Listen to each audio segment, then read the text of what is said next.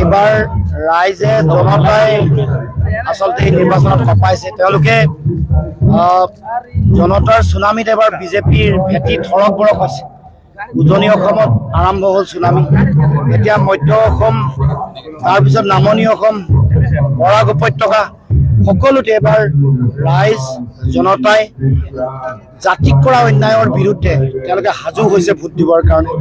আমাৰ সাধাৰণ জনতাক যিধৰণে অত্যাচাৰ কৰিছে, যেনেকৈ কৰ কাতলৰ বোজা বঢ়াইছে, খাদ্য সামগ্ৰীৰ দাম যেনেকৈ বঢ়াইছে, দৰৱৰ দাম বঢ়াইছে, বিদ্যুতৰ মাচুল বঢ়াই, তাৰ লগে লগে মাটিৰ খাজানা বঢ়াই যিধৰণে অত্যাচাৰ কৰিছে, সাধাৰণ জনগণৰ যিটো মৌলিক গণতান্ত্ৰিক অধিকাৰ এইবোৰ খৰ্ব কৰি দেশৰ গণতন্ত্ৰ সংবিধান সম্পূৰ্ণৰূপে নাইকিয়া কৰিবৰ কাৰণে যি তেওঁলোকে ষড়যন্ত্ৰ আৰম্ভ কৰিছে বিজেপি দলে, সাম্প্ৰদায়িকতাৰ বিষবাস্প সিঁচি দি সাতাম পুৰুষীয়া ঐক্য সমন্বয় সম্প্ৰীতিৰ ভেটি ভাঙিবৰ কাৰণে বিজেপি দলে কৰা যি কাম কাজ তাৰ বিৰুদ্ধে এইবাৰ ৰাইজ সজাগ হৈছে, সচেতন হৈছে আৰু ভোট দিবলৈ ওলাই আহিছে।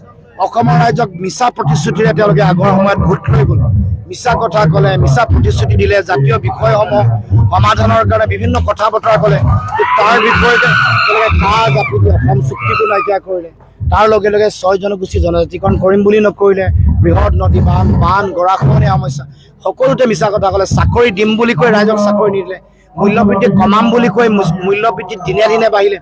এই কথাৰ বিৰুদ্ধে ৰাইজে ভোট দিবলৈ আগবাঢ়ি আহিছে।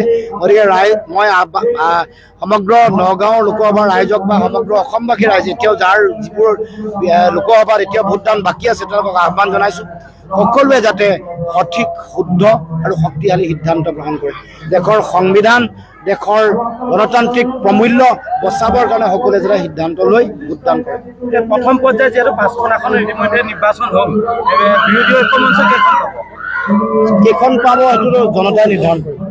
কিন্তু মই এটা কথা ক'ব পাৰোঁ যে যোৰহাট আৰু ডিব্ৰুগড় লোকসভা সমষ্টিত ৰাইজে অফুৰন্ত মৰম কৰিছে, সাংঘাতিক উৎসাহ উদ্দীপনাৰে তেওঁলোকে এটা লক্ষ্য লৈ সিদ্ধান্তমুখী দিশত তেওঁলোকে আগবাঢ়িছে আৰু সেইধৰণে তেওঁলোকে ভোটদান কৰিছে। যোৰহাটতো পীযুষ হাজৰিকাই বাহৰ পাতি লৈছিলে গৌৰৱ গগৈ হৰুৱাবলৈ, আৰু দেখা গৈছে যে বৰ্তমান নগাঁৱত কিন্তু বাহৰ পাতি লৈছে, ধাৰাবাহিকভাৱে কিন্তু প্ৰচাৰ চলাই আছে। চব যিমান বাহৰ পাতক, যিমান টকা পইচাৰ বানপানী নুবুওক লাগিলে, ৰাইজে যেতিয়া বিচাৰিব, ৰাইজৰ যিহেতু জনতাই জনাৰ্দন গণতন্ত্ৰ, ৰাইজে ইচ্ছা কৰিলে কাৰোবাক পৰ্বতৰ উচ্চ শিখৰত নি আৰোহণ কৰিব পাৰে, আৰু ৰাইজে বিচাৰিলে পৰ্বতৰ উচ্চ শিখৰৰ পৰা চুচৰাই নমাই আনি বোকাত তেওঁক পেলাই দিব পাৰে বা নদীত উটুৱাই দিব পাৰে। এইটো ৰাইজৰ শক্তি, জনতাৰ শক্তি। গতিকে বিচাৰ ৰাইজৰ ওচৰত। এইবাৰ কিন্তু বিচাৰ মই অনুভৱ কৰিছোঁ, মই আশা কৰিছোঁ এইবাৰ অন্যায়ৰ বিৰুদ্ধে আছে। বিজেপি